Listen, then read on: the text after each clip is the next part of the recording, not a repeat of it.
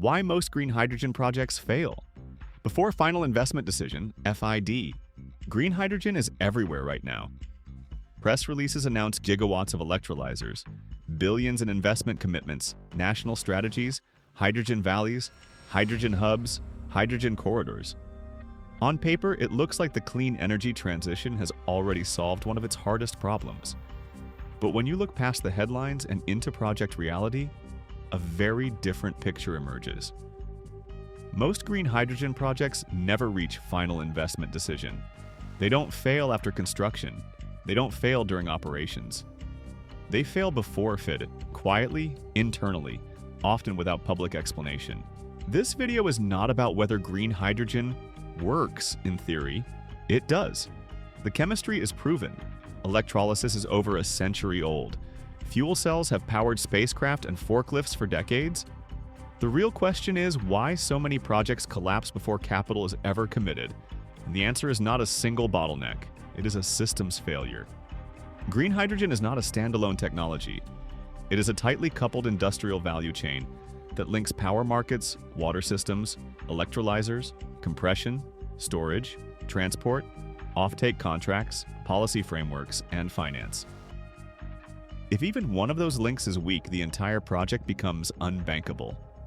What looks viable in a concept note often collapses when subjected to real-world integration, risk allocation, and investor scrutiny. The first major reason projects fail before FID is the misconception that electrolyzers are the core problem. Many developers assume that once they secure an electrolyzer supplier, the project is essentially solved. This is backwards. Electrolyzers are just one component in a much larger system, and they are rarely the reason a project dies at FID. The real issue is that electrolyzers do not operate in isolation. They sit downstream of power systems and upstream of markets that often do not exist yet. Power is the single largest cost driver in green hydrogen, and it is also the most misunderstood. Developers frequently model hydrogen costs using idealized renewable electricity prices that assume constant availability, perfect curtailment capture, or long-term power purchase agreements at headline rates. In reality, power is intermittent. Grid constraints limit access, and many projects cannot secure the long-term, firm renewable supply needed to satisfy both technical requirements and lender expectations. Even when renewable power exists nearby, it does not automatically translate into bankable hydrogen production. Grid interconnection queues are long. Transmission upgrades are expensive. Curtailment is unpredictable. In some markets, electrolyzers are not allowed to operate flexibly in response to price signals without losing incentives or certification status. These power system frictions rarely show up in early project decks, but they become fatal during due diligence. The second reason projects fail before FID is water, specifically the assumption that water is a trivial input. From a chemical standpoint, water consumption for electrolysis is modest, but from a permitting, sourcing, and community perspective, water can become a project-stopping issue. Many proposed hydrogen projects are located in arid regions precisely because those regions have excellent solar and wind resources. That creates an immediate conflict between power optimization and water availability. Securing a reliable water source is not just an engineering question, it is a regulatory and social one. Projects may require desalination, wastewater reuse, or new water rights, each of which introduces additional capital costs, operational complexity, and permitting risk. Investors do not look at water in isolation. They look at how water constraints amplify overall project risk. If water access is uncertain, financing stalls. The third failure point is offtake. This is where many green hydrogen projects quietly die. Hydrogen is not electricity. It does not have a liquid, transparent spot market in most regions. Each offtake agreement is bespoke, long-term, and highly negotiated. Without a credible offtaker willing to commit to volume, price, and duration, a hydrogen project has no revenue foundation. Many developers rely on non-binding memoranda of understanding or letters of intent and treat them as bankable contracts. They are not. Lenders and equity investors require firm offtake agreements with clear take-or-pay terms, creditworthy counterparties, and pricing structures that can withstand volatility. In many cases, potential off-takers are interested in hydrogen conceptually but unwilling to commit commercially at the prices required to make projects viable today. This mismatch between hydrogen production costs and customer willingness to pay is one of the most significant reasons projects fail before FID. Policy incentives may close part of the gap, but incentives alone cannot substitute for durable market demand. If the business case depends entirely on subsidies without a clear path to cost reduction or value creation, investors step back. Another major reason projects fail is compression, storage, and transport, often treated as secondary considerations. Hydrogen is expensive to move and store. Compression consumes energy. Pipelines require new materials, regulatory approvals, and large upfront capital. Trucking hydrogen adds logistics costs and safety considerations that scale poorly. Many projects look viable when modeled as production-only facilities, but collapse once downstream infrastructure is added. Investors evaluate the full delivered cost of hydrogen, not just the cost at the electrolyzer outlet.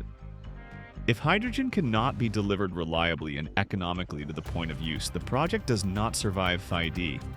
Permitting and regulatory uncertainty also play a central role. Green hydrogen sits at the intersection of multiple regulatory regimes: electricity, water, industrial gas, transportation, environmental permitting, and in some cases, chemical manufacturing. In many jurisdictions, hydrogen does not fit neatly into existing frameworks. That ambiguity creates timeline risk, which is one of the most damaging forms of risk for capital-intensive infrastructure projects. Final investment decision requires more than technical feasibility.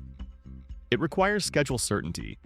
Delays increase development costs, erode sponsor confidence, and undermine return assumptions. When permitting pathways are unclear or subject to political shifts, projects stall. Financing structure is another silent killer. Green hydrogen projects often require a mix of equity, debt, grants, tax credits, and sometimes carbon-related incentives. Coordinating these funding sources is complex, and misalignment between them can derail projects.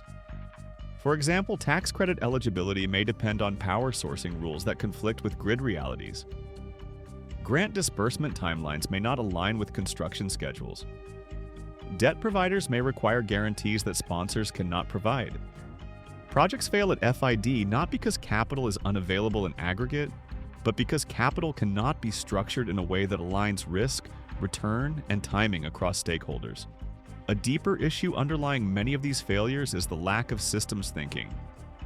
Too many projects are developed as technology demonstrations rather than integrated industrial assets. They optimize one variable, electrolyzer efficiency, renewable capacity, or nominal hydrogen output, without optimizing the system as a whole. Successful hydrogen projects think in systems. They ask how power, water, equipment, infrastructure, policy, and markets interact over decades, not just during commissioning. They design for resilience, flexibility, and integration from day one. This is why hydrogen works in specific applications and fails in others. Hydrogen succeeds where it solves a real problem that alternatives cannot easily address. It struggles where it competes head-to-head with cheaper, simpler solutions. In industrial processes like ammonia production, steelmaking, and refining, hydrogen already plays a role. Replacing gray hydrogen with green hydrogen in these contexts leverages existing infrastructure and demand. The value proposition is clearer and the transition pathway is more straightforward. In contrast, using hydrogen for broad power generation or passenger vehicles introduces inefficiencies and cost penalties that are difficult to justify. Batteries, direct electrification, and grid solutions often outperform hydrogen in these applications. Projects that ignore this reality tend to fail early. Transportation provides a useful example. Hydrogen works best in applications where energy density, fast refueling, and long-range matter, such as heavy-duty transport, ports, and material handling. This is why companies like Plug Power have focused on forklifts, logistics hubs, and integrated hydrogen ecosystems rather than mass-market passenger cars. They built systems where hydrogen solves a real operational constraint. Projects that attempt to force hydrogen into unsuitable use cases often rely on unrealistic assumptions about adoption and cost decline. Investors recognize this and pull back before FID. Another factor that kills projects is scale mismatch. Some projects are too small to absorb fixed costs and infrastructure requirements. Others are too large for their local ecosystems to support. Scaling hydrogen is not just about megawatts of electrolyzers. It is about matching production scale to demand, infrastructure, and policy support. Many early-stage projects announce ambitious capacities to attract attention, only to discover later that scaling creates new problems rather than solving existing ones. Investors prefer credible, phased growth over oversized initial deployments. Certification and sustainability criteria also complicate FID. Green hydrogen is only green if it meets specific emissions and sourcing standards. These standards are evolving and differ across regions. Projects designed under one regulatory interpretation may become non-compliant under another. This regulatory drift introduces uncertainty that financiers dislike. If a project's eligibility for incentives or customer contracts depends on definitions that are still in flux, it becomes difficult to lock in financial assumptions. This uncertainty alone can delay or derail FID. Perhaps the most overlooked reason projects fail before FID is governance and capability. Developing a green hydrogen project requires expertise across power markets, chemical engineering, project finance, permitting, and stakeholder engagement. Many development teams are strong in one area but weak in others. Without experienced project governance, risks are mispriced, timelines are underestimated, and integration challenges are discovered too late. Investors scrutinize teams as closely as technologies.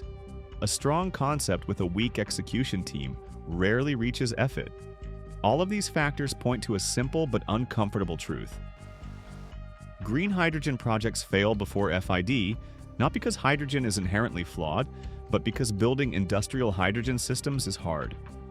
It requires disciplined systems thinking, realistic economics, and deep integration across sectors that have historically operated separately. This is why announcements are not assets. A press release does not equal a bankable project, capacity targets do not equal cash flows, and electrolyzer orders do not equal investment decisions. The projects that do reach FID share common characteristics. They anchor themselves in real demand. They secure power in ways that align with both technical operation and financial structure. They treat water, permitting, and infrastructure as first-order design constraints. They build financing structures that reflect reality, not optimism.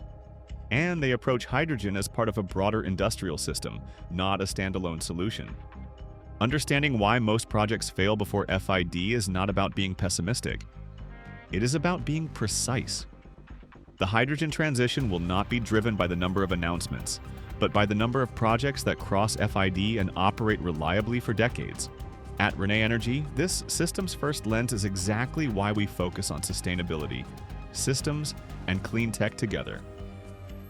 Sustainability without systems is aspiration. Systems without economics are experiments. Clean tech without execution is hype.